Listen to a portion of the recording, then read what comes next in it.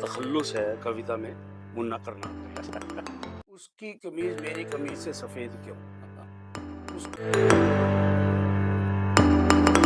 Viewers, welcome to our next episode of Doc Talk Show।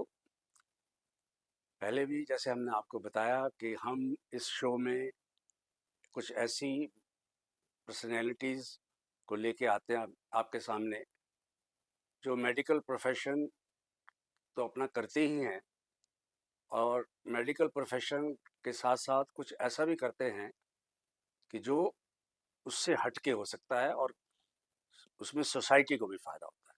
तो ऐसे बहुत से लोगों से हमने आपको मिलवाया, आगे भी मिलवाएंगे।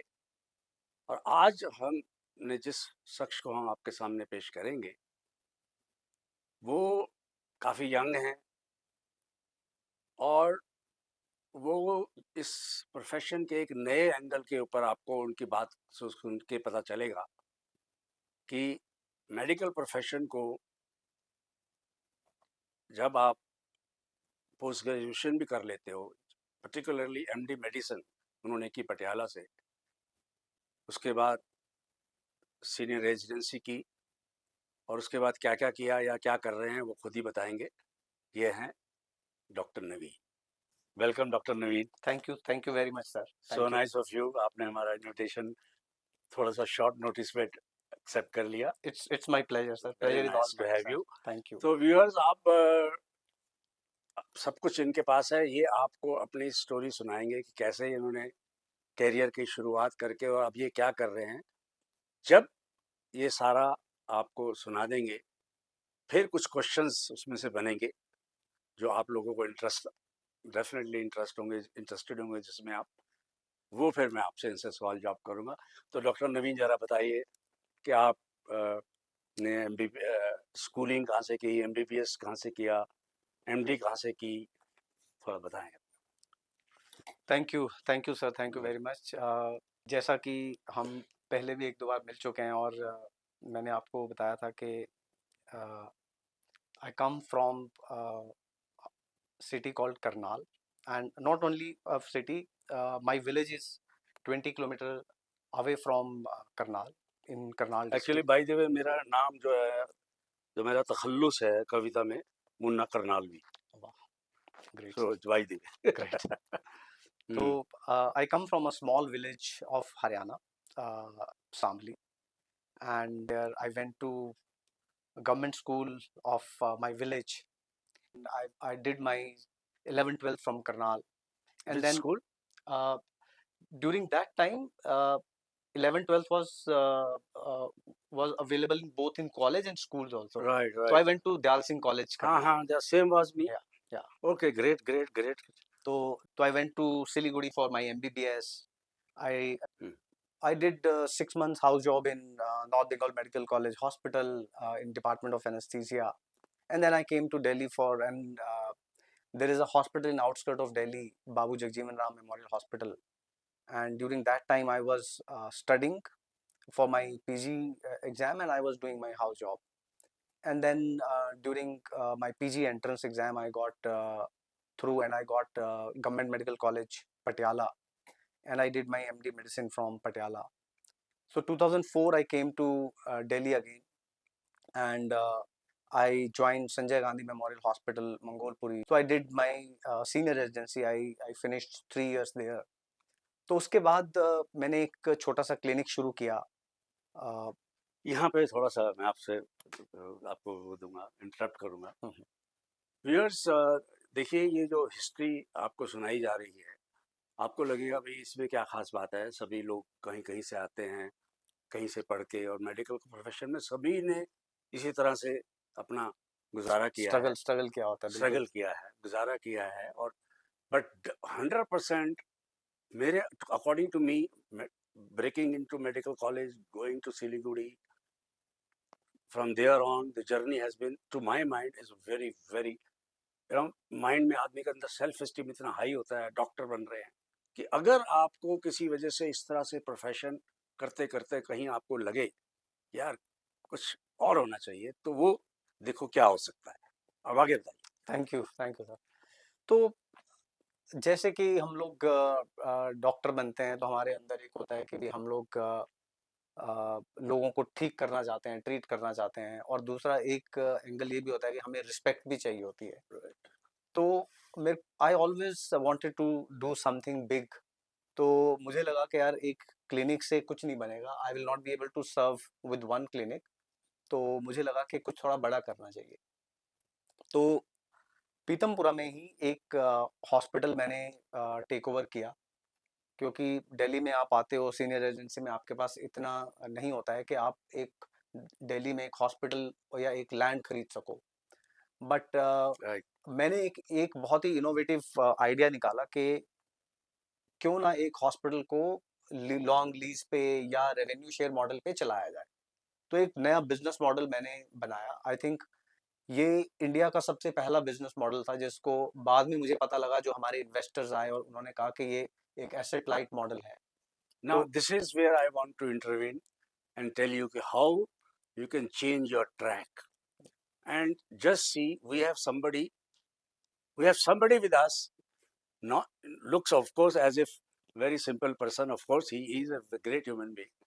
That he was the first one to look at that business model, and that's where. Please, thank you. please. तो एक हॉस्पिटल मैंने पीतमपुरा में एक हॉस्पिटल था, 25 बेडेड नर्सिंग होम था। तो मैंने उनके ओनर को अप्रोच किया कि ये हॉस्पिटल मुझे दे दीजिए, तो मैं इसको रन करना चाहता हूँ। तो उन्होंने कहा, यार तुम अभी सीनियर रेजिडेंसी तुम्हारी अभी ख़त्म हुई है, तो तुम कैसे रन करोगे? तो मैंने कहा कि नहीं, आप मुझे चांस दो, मैं इसको रन करूँगा, और आपको जो भी इसके लिeu में जो भी आपको चाहिए, आई विल गिव यू। तो उन्होंने जो भी टर्म्स थी, एक लिखी टर्म्स, और मैंने कहा कि चलो ठीक है, ये टर्म्स, तब मैं इतना टर्म्स के ऊपर मैंने ध्यान नहीं दिया। मैंने ये कहा कि मुझे एक हॉस्पिटल चलाना है। Right. And within 3 months I turn around that hospital, Mm, and then we sign agreement. mm, And after 1 year, I thought that I am successful in running this hospital. I should take over another hospital. And I took over another hospital in the same vicinity. It was a 80-bedded hospital. mhm, And when I was running these two hospitals, then I was lucky to get one angel investor who put in around 2 crore rupees in my company. And after that, uh, a professional VC investor, Sequoia Capital. Sequoia Capital is a very respected name in funding circle and investment circle. So they invested seed money. So they funded around 3.5 crore in my venture. wow, And after that, I went to tier 2, tier 3 cities of Haryana. तो my idea was के दिल्ली में facilities हैं, अगर किसी को चाहिए, क्या tier 3 city जैसे करनाल है या पानीपत है या सोनीपत है, वहां पे अगर किसी को हार्ट अटैक होता है, क्या वहां पे कैथ लैब है? mm, क्या वहां पे अगर किसी को हेड इंजरी होती है, क्या वहां पे न्यूरो सर्जन है? mhm, तो जब मैंने शुरू किया था, तो किसी भी शहर में कोई mm, कार्डियोलॉजिस्ट या कोई न्यूरो सर्जन नहीं होता था। mm, तो जो भी पेशेंट को अगर कोई हेड इंजरी हुई है या कोई न्यूरो ट्रॉमा हुआ है, mhm, उनको शिफ्ट होना पड़ता था बड़े शहर में। mm, तो मैंने सोचा कि क्यों ना वहां पर ऐसे हॉस्पिटल बनाए जाएं, जहां पे मैं अंडर वन रूफ, mhm. जो इमरजेंसी केयर है, जिसके लिए पेशेंट को भागना पड़ता है, क्यों ना मैं वहां पे वो बनाऊं। And that's how I set up 150 bedded hospitals in Sonipat, Panipat, Karnal, Kurukshetra, and that's how it all started. हाँ, आपने जैसे बताया कि इन छोटे शहरों में अंडर वन रूफ कार्डियोलॉजिस्ट, ये ये जो आपकी जो सोच है, लेट अस से आपके बजाय कोई एमबीए, जो कि आजकल आपको पता है hospital, even non medical person जो कि एमबीए करके और दे बिकम एडमिनिस्ट्रेटर एंड, और आपकी और उसकी सोच में जिसने एमडी मेडिसिन की है, जरूर फर्क रहा होगा। देखो, जब हमारी ट्रेनिंग होती है ना, एमबीबीएस की, एमडी की जो ट्रेनिंग होती है, और ये ट्रेनिंग छोटी ट्रेनिंग तो होती नहीं है, ट्रू। ये 8-10 साल की ट्रेनिंग होती है। और इस ट्रेनिंग में हम इतने डिफरेंट टाइप ऑफ केसेस देखते हैं, इतने डिफरेंट टाइप ऑफ सिनेरियोज देखते हैं, जो एक एमबीए सोच भी नहीं सकता है। वो अगर हेल्थ केयर की प्रॉब्लम को देखेंगे तो वो सुपरफिशियली देखेंगे एग्जैक्टली. और उनको ग्राउंड रियलिटीज का उनको आइडिया नहीं होगा कि ग्राउंड रियलिटीज क्या है. So तो this is what actually I wanted to tell everyone and convince myself also that medical profession, when you get a degree and if you are not exactly implementing the way it is supposed to be, even if you go in anywhere in the world, you will look things differently बिल्कुल from a compassionate बिल्कुल way, बिल्कुल from a realistic way भी देखो. तो ये medical profession करना या doctor बनना और उसके बाद अगर हम लोग परेशान रहते हैं कि हमें उतना नहीं मिल रहा, हाँ. But I think we definitely can say कि we have evolve to some extent. Maybe it is not coming in terms of financial बिल्कुल रिटर्न. बिल्कुल. तो बट आपका तो खैर जर्नी मुझे बहुत इंटरेस्टिंग लगी. आप आगे बताइए sir. Thank you. Thank you sir. तो ऐसे करके मैंने 10 हॉस्पिटल बनाए एंड हर हॉस्पिटल में एक cath lab, neuro trauma centre, modular OT, ICU, ताकि अगर कोई भी पेशेंट को प्रॉब्लम हो, तो मान लीजिए अगर किसी को हार्ट की प्रॉब्लम है या किसी को हेड इंजरी है, तो वहीं पे उसका सिटी स्कैन हो जाए, वहीं पे न्यूरो सर्जन उसको देख ले. अगर कोई बर होल करके सर्जरी करनी है तो इमरजेंसी सर्जरी वहीं पे कर ले. यूजली क्या होता है कि जब पेशेंट को एक नर्सिंग होम से बड़े शहर में शिफ्ट किया जाता है, we lose lot of lives during transit. Right. तो just to save those lives sure sure. In that golden hour period I thought of this innovative idea. तो मेरा फर्स्ट आइडिया था कि एक एसेट लाइट मॉडल जहाँ पे आपको कम खर्चे में आपने एक हॉस्पिटल अच्छा क्वालिटी केयर शुरू कर दिया. सेकंड वाज कि आपको वो सर्विसेज जहाँ नहीं है वो सर्विसेज वहाँ प्रोवाइड करनी है. So that was my second innovation in during this journey. तो I remember कि हमारी जब भी इन्वेस्टर्स मीटिंग होती थी तो वो यही पूछते थे कि भी वाई टीयर 2 टीयर 3 सिटीज. तो हम यही कहते थे कि इंडिया में 750 डिस्ट्रिक्ट टाउन है, even more than 750 district town. Okay. And not every town has a cardiologist and a neurosurgeon. अभी इंडिया में आउट ऑफ 750 मैं कह सकता हूँ कि 75 या 80 टाउन होंगे जहाँ पे न्यूरोसर्जन और एक कार्डियोलॉजिस्ट होगा. बाकी अभी भी दे आर नॉट कवर्ड. अभी भी नहीं है. अगर आप इंटीरियर में चले जाओ तो वहाँ पे कार्डियोलॉजिस्ट और न्यूरोसर्जन अवेलेबल नहीं है, जो कि गोल्डन आवर पीरियड के लिए बहुत इंपॉर्टेंट है. तो मैं ये भी कहता था कि अभी बहुत मार्केट है और बहुत सारी चेन्स आ सकती हैं. और मेरे बाद मेरे मॉडल को देख के बहुत सारे हॉस्पिटल चेन्स आई और ऐसे ही उन्होंने डिफरेंट डिफरेंट, किसी ने ईस्ट में बनाया, किसी ने साउथ में चेन क्रिएट की. तो मुझे बहुत अच्छा लगता है कि मैंने कुछ ऐसा किया और जिसको लोगों ने फॉलो करके हमारी कंट्री की. तो ये जो इन्वेस्टर हैं, इन्वेस्ट तो आपको पता है वही करते हैं, दे रिटर्न के लिए. बिल्कुल. So they got richer by all this, या essentially it was more of little philanthropic भी हो गया. तो हर जो जितने इन्वेस्टर्स होते हैं ना, उनका हर इन्वेस्टमेंट का एक थीसिस होता है कि भी मैंने इस पे इन्वेस्ट करना है. राइट. बहुत सारे इन्वेस्टर्स हैं, उनका ये होता है मैंडेट कि यार हमने इम्पैक्ट पे इन्वेस्ट करना है. ओके. वो उनको रिटर्न चाहिए बट उनको इम्पैक्ट भी चाहिए. अब बहुत सारे इन्वेस्टर्स हैं जो जितनी भी ये गेम्स चल रही हैं, ऑनलाइन गेम्स चलती हैं, हाँ जी, हाँ जी, पबजी टाइप, वहां पे भी इन्वेस्ट करते हैं. Right right. कुछ इन्वेस्टर्स होते हैं जिनका मैंडेट होता है कि हमने इम्पैक्ट इनिशिएटिव पे काम करना है, या तो हेल्थ केयर में या एनवायरनमेंट में या एजुकेशन में, जहां पे they are getting return plus they are creating impact also. तो लकीली वी वर फॉर्चुनेट कि हमें जो इन्वेस्टर्स मिले उनका मैंडेट इम्पैक्ट था, प्लस रिटर्न्स तो आती हैं इसमें. तो that's how we. So you are now on the same journey. Future, how do you look at the future? I mean, when I was at 10 hospitals, a larger group came in. Okay. And Amar Ujala group came in. I was the largest stakeholder in this company. Okay. And that was the time I thought के ये अमर उजाला जिनका paper निकलता है, media group, वही वाले. Okay. So they came in and they acquired Cygnus hospitals. And now it is Ujala Cygnus. And they are running the company. And then I started another startup, Meadow Doxper. Okay. and Medodox पर we are it's a tech company. I was always fascinated by technology. तो मुझे लगता था कि technology एक ऐसी चीज़ है जिससे हम और पेशेंट्स को रीच आउट कर सकते हैं। जैसे मैं हॉस्पिटल में बहुत सारे पेशेंट्स को ट्रीट करना चाहता था, वैसे ही मैं टेक्नोलॉजी से बहुत सारे पेशेंट्स को टच करना चाहता था। Okay. तो इसलिए मैंने सोचा कि अब जो मैं नेक्स्ट स्टार्टअप करूं तो वो हेल्थ केयर टेक्नोलॉजी पे हो।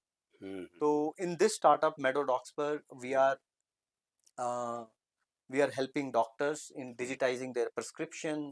We हाँ are working with a lot of large hospitals. Hmm तो this is my second startup where I am working. Okay. और अभी ही हमने इस स्टार्टअप से एक कॉस्मेटिक चेन भी हमने अभी शुरू की है, अनकवर कॉस्मेटिक क्लिनिक्स, Okay. जिस पे हम लोग काम कर रहे हैं। अभी हमारे 3 क्लिनिक्स हैं हम्म एंड वी हैव, इसमें भी हम लोगों ने फंड रेज किया है। हम्म और हमारा आइडिया है कि हम अगले 3 से 4 साल में मिनिमम 100 टू 150 क्लिनिक्स पर हों, तो Dermatology से। डर्मेटोलॉजी के उस पे। हम्म इसके अलावा मैं एक ऑर्गेनाइजेशन और रन करता हूँ, नॉन प्रॉफिट ऑर्गेनाइजेशन है वॉइस ऑफ हेल्थ केयर, जो हेल्थ केयर इंडस्ट्री है। हमें हेल्थ केयर, जब हम डॉक्टर होते हैं तो हमें सिर्फ 2 ही चीज़ें दिखती हैं, हॉस्पिटल दिखते हैं और डॉक्टर्स दिखते हैं। Right right but health care industry is much beyond that. Wonderful perfect absolutely ये बड़ा इम्पोर्टेंट नैरेट समझना पड़ेगा। बिल्कुल। बिल्कुल। ये हमारे जो और फ्रेंड्स हैं बड़े हाँ सीनियर हैं, हाँ पिछली बार हम उनसे बात भी की, डॉक्टर विजय अग्रवाल हैं, हाँ हाँ एक काहो करके हाँ ऑर्गेनाइजेशन जी के वो हैं। हाँ जी हाँ जी। तो उन्होंने भी बताया कि क्वालिटी पे जब बात चल रही है तो देन और पेशेंट सेफ्टी पेशेंट सेफ्टी बहुत बड़ा एक ये तो मैटर है बड़ा आजकल। एक मैटर बिल्कुल आजकल वो है, और वो बड़े हाई लेवल पे उन्होंने कॉन्फ्रेंसेस कर रहे हैं, इंटरनेशनली भी बिल्कुल कर रहे हैं। ये जो आप लोग पॉइंट लेके आए हो सो ध्यान में रखें। बिल्कुल बिल्कुल। और आप कुछ कहना चाहें तो बताओ हमें भी आगे। तो मैं एक और चीज़ बताना चाहता हूँ कि अभी जैसे मैं बता रहा था कि हेल्थ केयर सेक्टर में सिर्फ डॉक्टर और हॉस्पिटल नहीं है, correct. It is much beyond that. और बहुत बड़ी इंडस्ट्री है जिसमें फार्मा इंडस्ट्री अपने आप एक बहुत बड़ी इंडस्ट्री है, मेडिकल डिवाइस इंडस्ट्री बहुत बड़ी है, डिजिटल हेल्थ ऑफ लेटली काफ़ी बड़ा बड़ा एक पीस बन बड़ा गया आ है। रहा है। फिर हेल्थ इंश्योरेंस है, मेडिकल एजुकेशन है, फिर मेडिकल वैल्यू ट्रैवल है, बहुत सारी और चीज़ें आ रही हैं जो ध्यान रखनी ध्यान पड़ेगी। ध्यान में रखनी ध्यान में। पड़ेगी।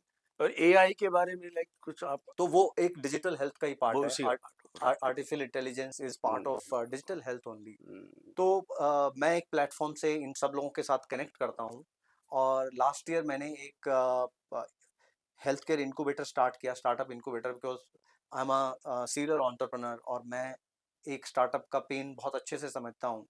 तो मैंने एक स्टार्टअप इनक्यूबेटर शुरू किया है, वीओएच इनक्यूबेटर, जिसमें हम लोग जो स्टार्टअप्स हैं हेल्थ केयर में जो काम कर रहे हैं हम्म उनको हम लोग मेंटोर करते हैं। और मैं कुछ ऐसे लोगों को भी लेके आता हूँ जिनका पहले एक्सपीरियंस है, जो डोमेन एक्सपर्ट हैं, वो भी हमारे पैनल पर हैं जो इन स्टार्टअप्स को हेल्प करते हैं।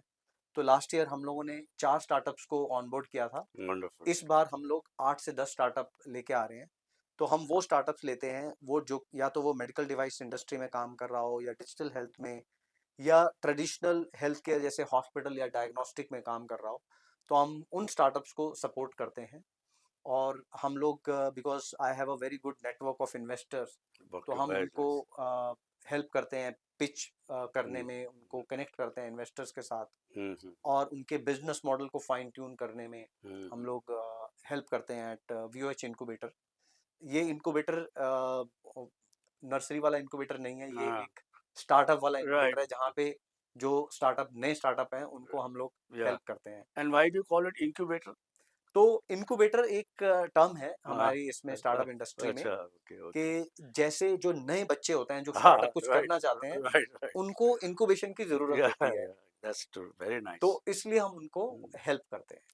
सो डॉक्टर साहब मैं ये समझता हूँ कि कुछ भी है, होपफुली हमारा शो भी चलता रहेगा। बिल्कुल सर। और 1 साल बाद आपको मैं सोचता हूँ पूछूंगा कितने स्टार्टअप हो चुके हैं। बिल्कुल बिल्कुल 4 से सर। 8, 8 से 80। बिल्कुल सर। और आई एम श्योर जो आपको मैं जान जितना समझा है मैंने जाना है, और आपकी पर्सनैलिटी जो भी आप बता रहे हो, आई एम श्योर ये 80 हो जाएं कितने हो जाएं, बट आपकी जो एक सोच, एक पॉजिटिव सोच हेल्थ केयर की तरफ पूरी वेल डायरेक्टेड है, ये डेफिनेटली हमारे सारे आसपास के समाज को, हमारी हेल्थ केयर को, end of course you know whole country. बिल्कुल sir, I'm sure it will be benefited. So absolutely thank sir. you very much thank for you sir, being with thank us. You very much sir. बहुत अच्छा रहा और बहुत Thank you. अच्छा आपने हमें enlighten किया. Thank you sir, thank you very much. तो pleasure is all mine sir. thank you so thank much. You, Thank thank you, you, viewers. Thank you. Where you are, where you can be, and where you could be.